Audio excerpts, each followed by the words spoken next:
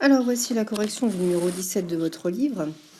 Il s'agit encore d'un dosage d'oxydoréduction, cette fois-ci avec une espèce chimique qu'on n'a pas encore beaucoup utilisée, qui est l'iode, I2, qui va permettre de faire le dosage de SO2 présent dans le vin.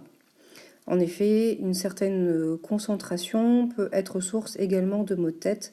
C'est pour ça qu'il y a une réglementation autour de ce type de produit.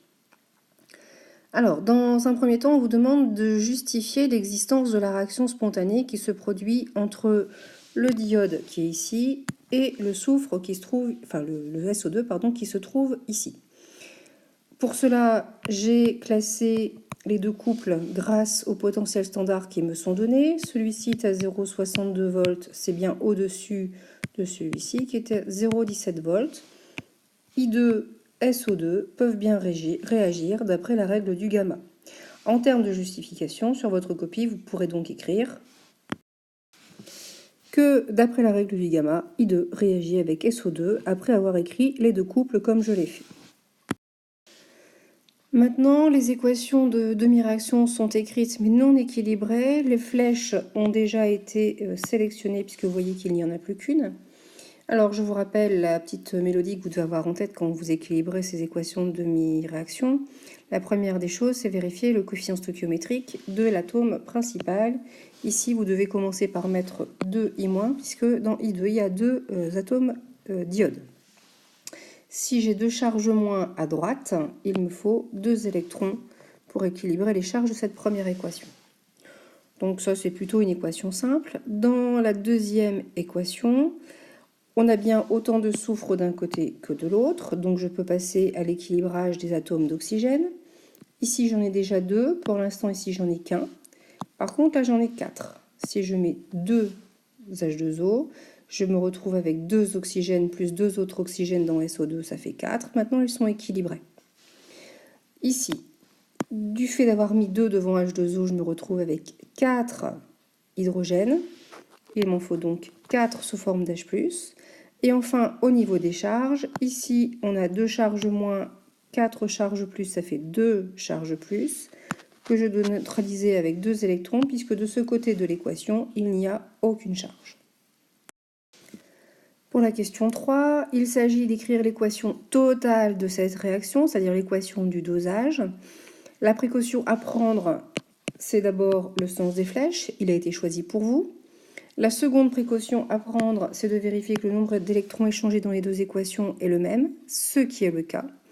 Donc en fait, il ne reste plus qu'à passer directement à la dernière étape qui consiste à ajouter membre à membre ces deux équations de demi-réaction. Donc voici ce que l'on obtient avec les deux électrons que l'on peut simplifier de part et d'autre. Et c'est la seule simplification qu'on pourra faire puisque I2, I-, ce ne sont pas des choses identiques. SO2, SO4, 2-, ce ne sont pas des choses identiques.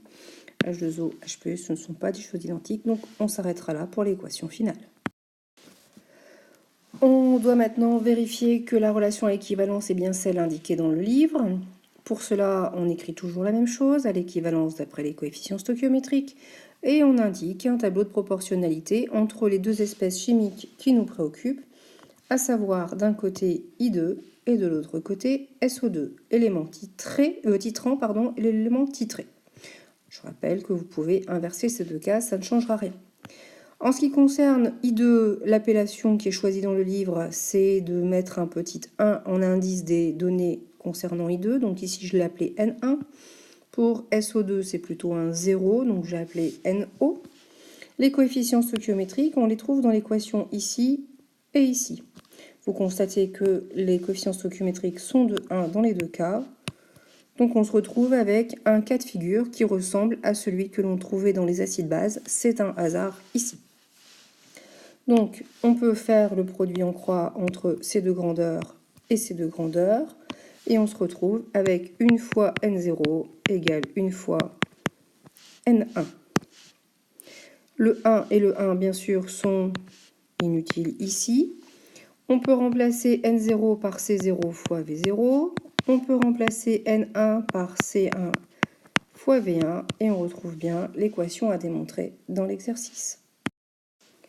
Pour calculer la concentration molaire, on se sert bien sûr de cette relation à l'équivalence en la transformant pour trouver C0. On passe à l'application.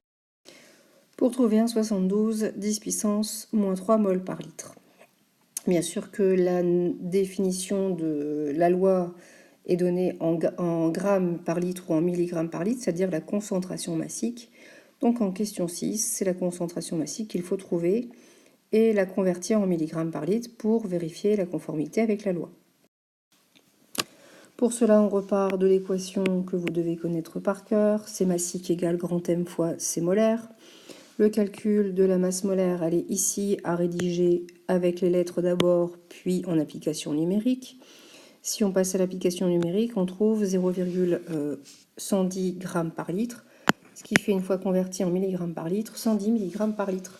Ce qui est conforme puisque la valeur que l'on trouve est bien inférieure aux 210 mg par litre autorisé.